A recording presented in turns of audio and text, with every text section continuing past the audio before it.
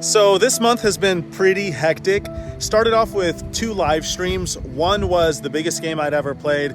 The other one was against Garrett for the first time. Then I went to Vegas for a meetup game. All the while I've been trying to get a new house, so that process has been interesting.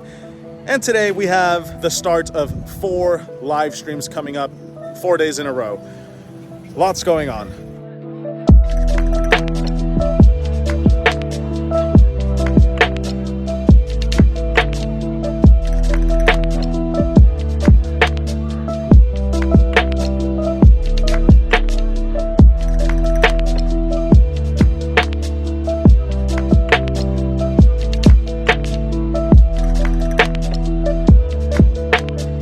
Right, so today is actually Thursday, which is day 2 of this 4-day live stream extravaganza that I'm on. I'm playing twice right here at the Hustler Casino.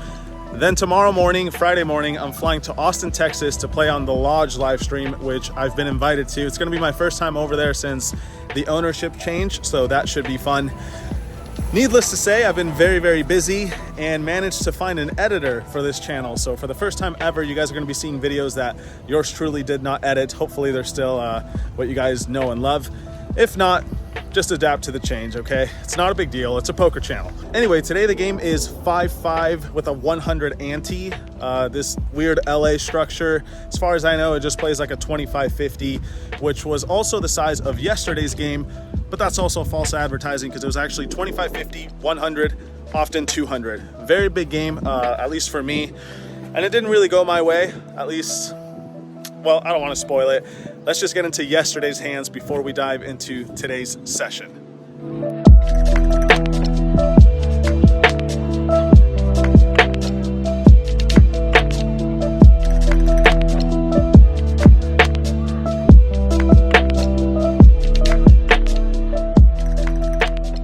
Alright guys, here we are playing some 25-50 no limit with a $50 big blind ante.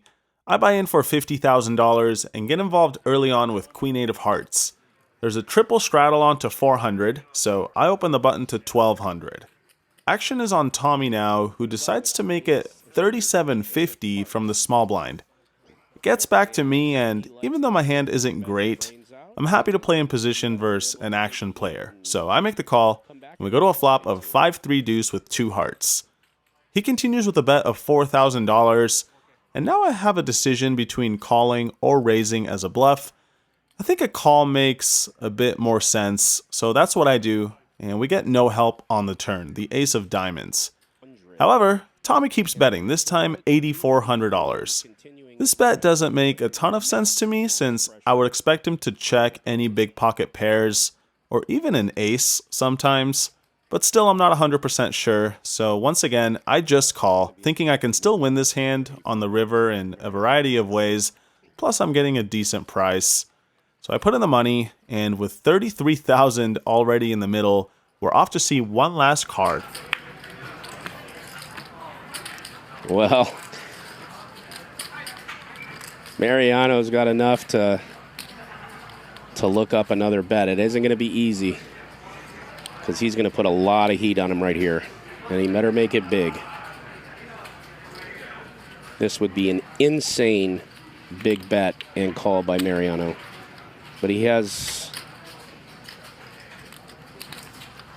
the right stuff to make it. Right, so we get some help, but not exactly what we wanted. The 8 of spades, good enough for second pair.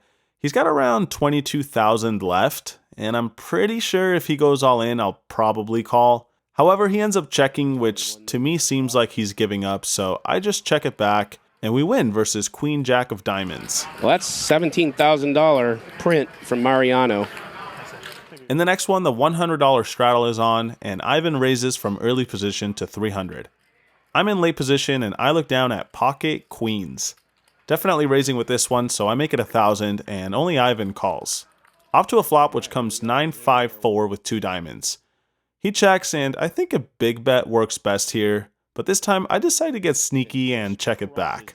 The turn is the ace of hearts, and he checks again. I think now I can get some value from non-believing pairs, so I bet small, hoping to make it look like I'm representing the ace. He makes the call and we get another offsuit ace on the river. He checks a third time, and now I think a big wager is in order. My bet will either look like a very strong hand or a complete bluff, so I'm hoping to get hero called by any pair as I throw out $4,000.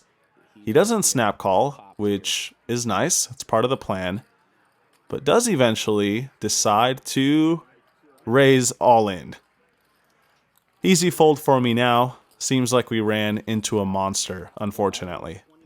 In the next interesting hand, there's a double straddle on to 200, and Ivan raises from early position to 600. The button calls, and I look down at Jack 10 of diamonds in the small blind. Considering that the initial raiser doesn't have much behind, and this game plays with an ante, I think calling is fine, so that's what I do, and the straddler calls as well. 4 of us to a flop of King 8-7 rainbow with 1 diamond. It checks to the initial raiser, who decides to check it, and then the button puts in $1,600. Now it's my turn, and I get the feeling that the button is taking a stab with perhaps a medium strength hand, so I decide to go for a bluff. He's got plenty of chips left behind, which will allow me to apply a lot of pressure on future streets, and who knows, I might even make a straight or a flush. So I make it 4,600, just like I would with 2 pair or a set, but much to my disappointment, the initial raiser back jams all in for 7,500. The button folds and it's back to me. Pretty annoying spot because now I'm getting a ridiculous price to call. It's like less than 3,000 into a pot of 16,000. So I just toss in the money knowing that I'm most likely not going to win this one. I was going to say I'm pretty happy if you fold. I have ace king, but I'm pretty happy if you fold anyway. Okay. Yeah, you're behind. Yeah, he called. How many times? I'm behind? The fuck? You would have slumped One time. Or what do you want? One time. Okay.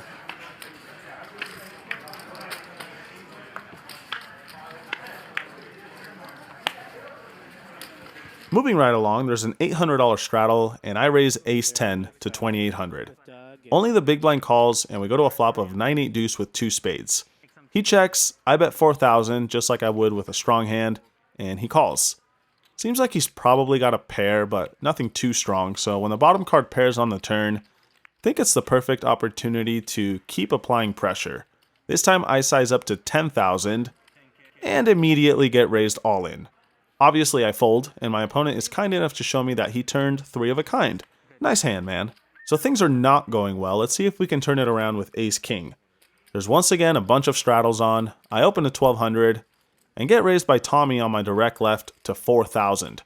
Action gets back to me, and I think you can make a case for both calling or raising again.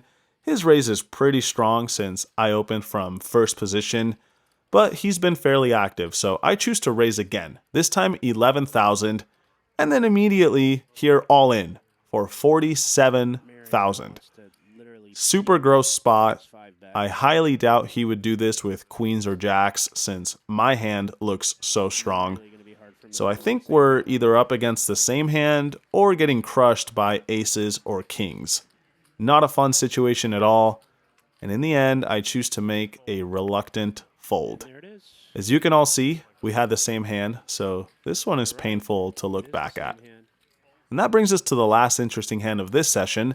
The $200 straddle is on, early position limps, and I raise with 7-4 of spades. Pretty weak hand to raise with, so I wouldn't do this super often, but here we are. I make it 1,000 and get called by the big blind and the limper before going to a flop of 9-8-6 with 2 spades. What's interesting about this is that even though I flop a ton of outs, it's a board that will typically favor the callers more than the raiser. However, my 2 opponents in this hand aren't really the type of players that I would expect to use that against me, so when it checks to me, I bet $2,000. Only the big blind makes the call, and we get no help on the turn, the king of diamonds. He checks again, this time I bet $6,000, hoping to get a fold from any flopped pairs, but unfortunately, he calls again. Looking for some help now, and what do you know, the 10 of clubs arrives just in time, giving me a straight. He's got around 13 or 14,000 left, so when he checks, I'm going for it all. It's questionable whether or not he would actually call with a worse hand. If he wouldn't, that makes my bet pretty bad, but luckily he does end up calling. and we beat King Queen. So finally, we take down a big pot after things not going well for most of the night. Anyway, nothing too interesting happened after this one. I did end up losing around 20,000 on the day, but it could have been a lot worse if this hand hadn't gone my way. Let's fast forward 24 hours to the second session here at Hustler. This one is 5-5 with a $100 ante from the big blind, and of course, a plethora of straddles. Once again, I buy in for $50,000, and we're going to start things off with a big hand. Tommy opens in late position to $300, and I make it $1,000 on his direct left with Jack 10 suited. He calls, and we go heads up to a flop of 10-6-4 with 2 spades. He checks, and with so many draws available, I size up a little to $1,400. Not too surprisingly, he puts in a check raise to $4,600. Folding is out of the question. Raising again seems a bit too adventurous. That just leaves one option. I put in the call, and we see the 8 of hearts on the turn. Tommy continues the aggression, this time $9,000. This leaves him with around $15,000 behind, and now we have a decision to make. Calling seems totally fine, but raising all in feels kind of tempting too, considering that he could be doing this with all sorts of draws. The cool thing about raising is that we can get him to commit his entire stack with a draw, which we're currently ahead of, but the bad thing is that we're getting snap called by any better hand. Well, after some thought, I realized that if he has a set or 2 pair, I'm going to call on the river anyway, since he'll only have like a half pot sized bet behind. So I go with the riskier choice of jamming all in. Let's see what happens. All in. Wow. And there's the call. 10. Whatever you want to do. Times. You call it, Tommy. I don't care. Yeah, what do you have a 10? Yeah. It's up to you. I mean, What do you want to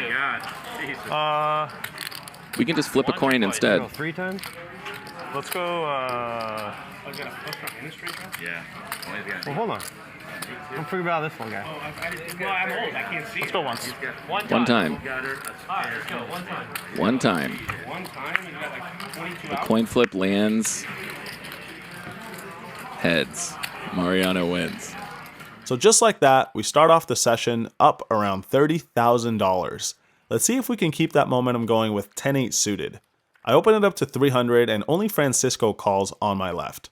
Heads up to a flop of 6-3-3 with 1 spade. Not much going on for me, but he's going to miss this board a ton, so I continue with a small bet, and he decides to raise to 1,200. This raise doesn't make a ton of sense to me. It feels like he's just trying to steal it. The problem is, I can't really call down with 10 high. If I had ace high or any kind of pair, different story, but now the only way to combat this is with another raise of my own. So I make it 3,600, kind of a ridiculous play, but yeah, luckily he folds pretty quick. In the next hand, Tommy opens to 300, and I make it 1,000 once again, this time with ace queen. He calls, and we make top pair on ace 9-7. He checks, I bet 1,000, and he calls. The turn is the 4 of hearts. He checks again, and this time I size up to $5,500. Would kind of suck to phase a raise, but once again, he just calls, and we get a 10 on the river. Could go for some thin value, but I'm not really expecting to get called by a worse hand again, so this time I just check it back, and we win versus a missed straight draw. Shortly after that, Tommy opens to $300, and I make it $1,000 on his left with pocket eights this time. He makes a call, and we go heads up to an amazing flop of 8-4 deuce with 2 diamonds. He checks, I bet 1,400, and he calls. The turn is the 10 of spades, bringing in a second flush draw. He checks, and now I bet 5,500. I'm happy to see he calls again, so we're off to a river, which comes the jack of spades. This does introduce a possible flush, but I'm still going to go for some value after he checks it.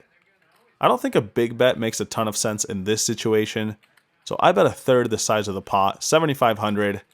Now it's time to wait and see. He's getting an insane price here.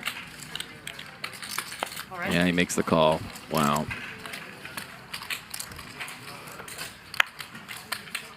So unlike the day before, things are going extremely well, and we're going to try to keep it going with ace 3 of diamonds. There's an open to $300. I make it 1,000 on the button and finally face a re-raise to 3,000 from that same player. Considering that I have position and we're fairly deep, I make the call and we flop the nut flush draw on King Queen 7. He continues with a bet of $1,500 and I call. The turn is a bad card, pairing the 7, but now he checks. So we have a decision between taking a free card or bluffing. I choose to just check back since I would often check back with any king or queen here. But sadly, we get no help on the King of Hearts river. Interestingly enough, now Mike decides to bet again, this time $3,500. This is a strange hand now. I'm not 100% sure what he has, but I got the feeling he wasn't super strong. As played, I wouldn't be surprised to see him turn over ace-queen, aces, maybe queen-jack suited, hands of that nature. But like I said earlier, I would often check back a king on the turn, so I think trying to represent one now is a cool idea. I wouldn't be bluffing super often, so a small raise is probably best in terms of sizing, and that's what I decided to do by raising it up to $10,000. As you can see, this wasn't necessary as my opponent had 9 high, but obviously I didn't expect that after his re-raise pre-flop. Anyway, he does end up folding, and we win a fairly interesting hand, in my opinion. This next one is another doozy, so there's an open to 300 for Mike.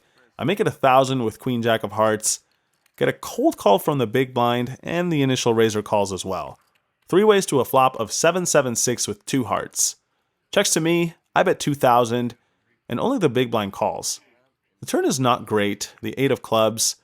After his cold call pre-flop and his call on the flop with Mike left to act behind him, I think it's likely he has a pocket pair between 6s and 10s, none of which will fold now, most likely, so I just take the free card and make a flush when the 5 of hearts comes on the river. He checks a third time, and now I bet big, hoping to make it look like either a very good hand or a bluff with hands like ace-king with a heart, for example. He thinks it over for a while before eventually raising all in for only 7,500 more, so kind of a min raise. Ugh. Yeah, look at that face. And see, look at the insane pot odds he's getting here. A nasty spot today. Yeah, there you go. Let me count it. You deserve this spot for how good you were running, and you know it. Despite getting an amazing price, I just didn't think he was bluffing, so I make a painful fold, and luckily he does show me a full house. I guess it's only fair since I have been running way too hot today. And that brings us to the last hand of this session, once again between myself and Tommy. He opens to $600, and I make it $2,000 with ace-jack. He calls, and we flop top pair once again, this time on ace-8-7. He checks, I bet $2,000 again, and he calls. The turn sucks. It's another 8, which is way better for him than me, so this time I check it back, and the 7 of clubs on the river only makes things worse. Now he leads out for $3,000, and even though we're losing to any 8 or 7, we're still beating smaller aces or any random bluffs, so I toss in the call, and we win versus ace-5. A nice note to end the night on. As always, I hope you guys enjoyed the hands.